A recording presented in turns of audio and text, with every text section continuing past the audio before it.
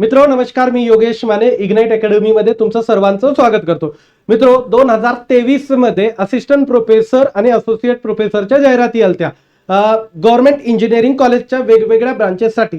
त्यापैकी काही ब्रांचेसचे एक्झाम झालेले आहेत, जसं की mechanical, electrical, computer science, IT यांच्या एक्झामिनेशन झाल्या.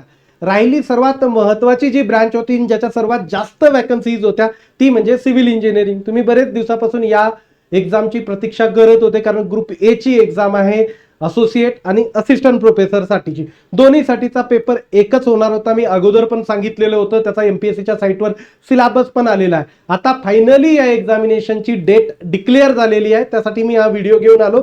आणि नेमकं लेवल मागचे जे पेपर आहेत त्यानुसार या एक्झामची लेवल कशी असू शकते आणि उर्वरित जे दिवस आहेत तुमच्याकडे, याच्यामध्ये तुम्ही प्रिपरेशन कसं करावं या बाबतीत हा व्हिडिओ असणार आहे. तर चला बघू. सर्वप्रथम बघा की असिस्टंट प्रोफेसर आणि असोसिएट प्रोफेसर याच्यासाठी मी एक सेपरेट मॅथमॅटिक्सचा क्रॅश कोर्स मी स्वतः त्याच्यामध्ये शिकवलंय. हे क्रॅश कोर्स आहे, मी हे कंप्लीट कोर्स आहे असा दावा करत नाही. हा सिंपल क्रॅश कोर्स आहे, कारण एवढा वेळ आपल्याकडेही नाही की पूर्ण मॅथमॅटिक्स आता आपण शिकत बसू. कारण जे मेकॅनिकलला, इलेक्ट्रिकलला आलं होतं, बेसिक मॅथमॅटिक्स आलं होतं, काही तर सिंपल फॉर्म्युले विचारले गेले होते. त्यामुळे मॅथमॅटिक्स पूर्ण स्किप करणं पॉसिबल नाही. 14 क्वेश्चन 28 मार्काला आले गेलेले होते. आता हे जर 28 मार्क स्किप केले, 14 क्वेश्चन स्किप केले, तर पेपरच 86 क्वेश्चनचा आपल्यासाठी उरतो. त्यामुळे मॅथमॅटिक्स करायचं. खूप आपलं मॅथमॅटिक्स चांगलं नसेल तर वरवरून तरी करा. मग त्यासाठी मी एक क्रॅश कोर्स लॉन्च केला आणि प्राइस ही एकदम लोवेस्ट ठेवली. आता याच्यापेक्षा काय कमी ठेवा, 99 रुपये प्लस GST मध्ये हा क्रॅश कोर्स तुम्हाला मिळून जाईल. इथं मी जे क्वेश्चन सॉल्व्ह केले ना बोर्डवर, त्याची PDF सुद्धा मी अटॅच केलेली आहे. त्यामुळे तुम्हाला फार असं लिहित बसण्याची वगैरे नाही, कमीत कमी वेळामध्ये ते कव्हर करण्याचा मी पुरेपूर प्रयत्न केला. त्याचसोबत आपण एक ऑनलाईन टेस्ट सिरीज सुद्धा सिव्हिल इंजिनिअरिंगच्या विद्यार्थ्यांसाठी, असिस्टंट प्रोफेसरसाठी लॉन्च केलेली आहे. ओके, त्याच बघा आणखीन एक, काही लोक तुमचे स्टुडंट बरेच असिस्टंट प्रोफेसर यासाठी अप्लाय करता. इग्नाइट अकॅडमीची MES साठी, महाराष्ट्र इंजिनिअरिंग सर्व्हिसेससाठी डिस्क्रिप्टिव्हची एक लाईव्ह प्लस रेकॉर्डेड बॅच सुद्धा चालू आहे. नवीन अपडेटेड सिलेबस नुसार चालू आहे. तर तुम्ही तुमच्या विद्यार्थ्यांना सुद्धा इग्नाइट अकॅडमी रिकमेंड करू शकता. त्याचसोबत डायरेक्ट रिक्रुटमेंटसाठी सुद्धा आपली बॅच आहे. इव्हन असिस्टंट प्रोफेसर साठी सुद्धा काही लोकांना आपल्या बॅचचा वापर करायचा असेल तर नक्की ही डायरेक्ट रिक्रुटमेंटची बॅच तुम्हाला हेल्पफुल होईल. राईट, सर्व एक्सपर्ट फॅकल्टीने या बॅचमध्ये तुम्हाला शिकवलेलं आहे. राईट, डिस्क्रिप्शन मध्ये यांच्या लिंक दिलेल्याच आहेत. आता येऊ आपण नोटिफिकेशनचं. बघा, आजचंच नोटिफिकेशन आहे 27 मार्चचं. मी म्हटलं होतं ऑलरेडी 1 महिना अगोदर हे डिक्लेअर करून टाकतील. बरोबर तुम्हाला आजपासून 1 महिना मिळतो. 27 मार्च पासून एक्झाम कधी आहे तुमची? 27 एप्रिलला आहे. 3 सेंटर असणार आहे, मुंबई, छत्रपती संभाजीनगर, नागपूर. राईट, 1 वीक अगोदर तुम्हाला तुमचं ऍडमिट कार्ड मिळून जातं आणि हे सेंटर तुमचे परमनंट ऍड्रेस नुसार असणार आहे. जे विदर्भातले लोक आहेत समजून चला, तुम्हाला नागपूर सेंटर असणार आहे.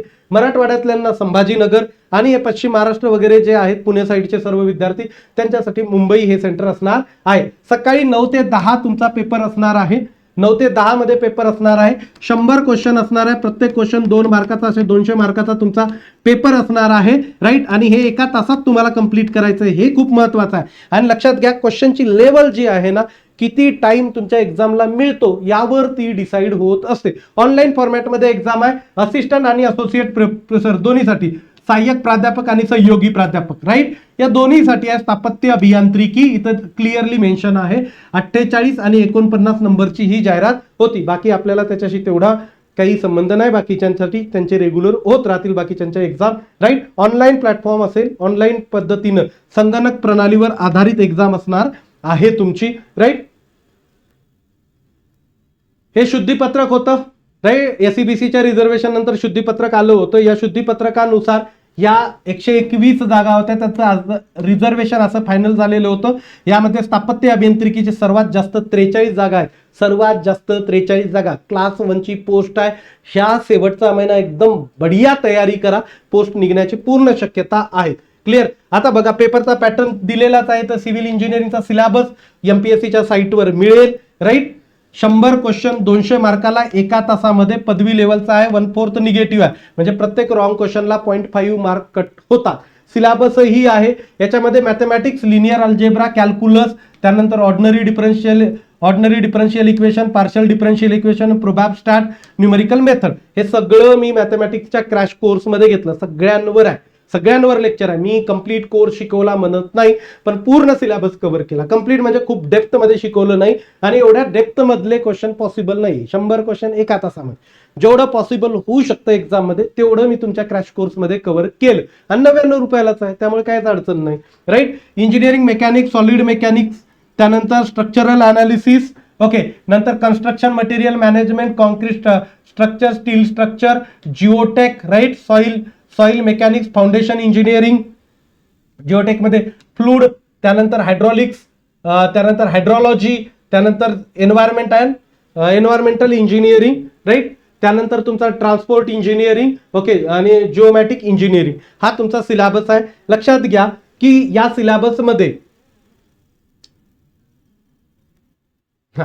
सिलेबसमध्ये तुम्हाला हे लक्षात ठेवायचं की सगळ्यात महत्वाची गोष्ट, टाइम किती आहे, एका तासाचा टाइम आहे. क्वेश्चन किती आहेत, 100 क्वेश्चन्स आहेत, आणि त्यामुळे क्वेश्चनची लेवल खूप डिफिकल्ट असू शकत नाही.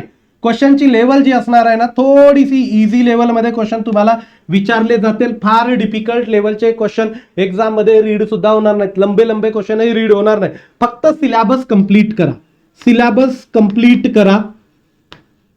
कंप्लीट करा. ओके. कारण काय, कुठलाही सब्जेक्ट कितीही मार्काला विचारलं जाऊ शकतं. मॅथमॅटिक्स स्किप करण्याची प्लीज हिम्मत करू नका. मेकॅनिकलला भरपूर क्वेश्चन विचारले गेले होते, असेच जर क्वेश्चन सिव्हिलला विचारले गेले, सरळ स्पर्धेच्या बाहेर येणं आहे. त्यामुळे ते स्किप करू नका. पूर्ण सिलेबस कव्हर करण्याचा मॅक्झिमम प्रयत्न करा. एखादा टॉपिक स्किपच होत असेल तर वरवरून रीड करायचा प्रयत्न करा, कारण मेकॅनिकलचा क्वेश्चन हा खूप वरवरून आलता, आणि एखादा सब्जेक्ट किती मार्काला येऊ शकतो. समजा तुम्ही स्किप केला आणि तो जास्त मार्काला आला तर असे प्रॉब्लेम होतात. म्हणून स्किप नका करू. मीडियम लेवलला, इझी टू मीडियम लेवलला प्रिपरेशन करा. फार डिफिकल्ट लेवलचं करू नका. जरी तशा लेवलचे क्वेश्चन आले तर प्रॉब्लेम काय आहे की time is the problem. Clear. एका तासामध्ये हे सर्व अचीव करायचं आहे. आणि पेपर सॉल्व्ह करताना सुद्धा कुठंच थांबवू नका. पेपर आपल्याला सरळ रीड करत जावं लागेल. जे डिफिकल्ट क्वेश्चन आहेत साईडला सोडावं लागेल, नंतर बघता येतील. एका तासामध्ये सॉल्व्ह करणं डिफिकल्ट आहे. सिव्हिल, मेकॅनिकल सारख्या ब्रांचेसला. मॅथमॅटिकल ब्रांचेस राहतात, न्यूमेरिकल्स, कधी मध्ये न्यूमेरिकल विचारू शकता, कुठले न्यूमेरिकल सॉल्व्ह करायचे, कुठले नाही सॉल्व्ह करायचे, हे पण लक्षात घ्यावं लागेल. राईट. त्यामुळे तुमचं सगळ्यात महत्वाचं टार्गेट, स्ट्रॅटेजी हीच असायला हवी की सिलेबस मी कंप्लीट करेल. राईट. पूर्ण सिलेबस रीड करेल. खूप डिफिकल्ट लेवलला करण्याचा मी प्रयत्न करणार नाही. त्याकरता काय करेल की एखादा सब्जेक्ट स्किप होणार नाही, अशा प्रकारची माझी तयारी राहील. आणि टाइम व्यवस्थित आहे. 1 महिन्याला तुम्ही चांगलं स्ट्रॅटेजिकली व्यवस्थित वापर केला तर व्यवस्थित प्रिपरेशन होऊ शकतं. टाइमपास न करता करा. नवीन मोठमोठे बुक घेऊन बसू नका. ओके. मोस्टली नोट्सचा वापर करून टॉपिक कव्हर करण्याचा प्रयत्न करा. राईट. आणि मॅथमॅटिक्ससाठी मी ते क्रॅश कोर्स दिलाय, कमी टाइमामध्ये होईल. राईट. मी मॅक्झिमम 10 तासापर्यंत ती रेकॉर्डिंग नेलेली असेल क्रॅश कोर्स करायचं. त्यामुळे एक लेक्चर बघायचं, लगेच त्याचा PDF त्याच्या आसपास जर दुसरीकडून इकडून तिकडून क्वेश्चन सॉल्व्ह करता आले तर तसंही करा. मॅथमॅटिक्स तशाही प्रकारे कव्हर करण्याचा प्रयत्न करू शकता. काही जर डिफिकल्टी वाटली तर नक्की इग्नाइट अकॅडमीला कॉन्टॅक्ट करा. आपण त्याबद्दल नक्की डिस्कस करू. तुर्तास मी इथं थांबतो. Thank you so much guys for listening. Thank you so much.